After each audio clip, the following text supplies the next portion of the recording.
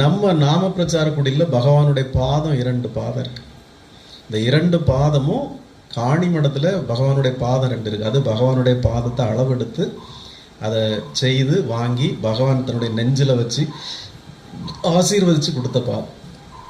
அதே பாதத்தை அப்படியே அளவெடுத்து செய்த பாதம் தான் இதுவும். இதையும் சுவாமிகள், நம்ம பொன்காமராஜ் சுவாமிகள் எல்லாருக்கும் அந்த அளவெடுத்து செய்த பாதத்தை சும்மா கொடுத்துருவாங்க.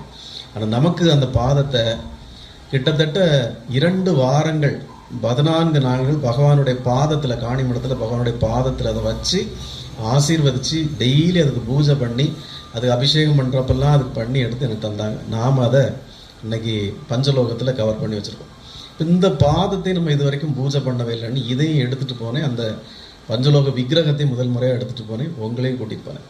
ஆனால் அங்கே நடந்த சிறப்பு என்னென்னா, காணிமடத்தில் இருந்த பகவானுடைய அந்த பாதத்திற்கும் நம்ம யோகிராம்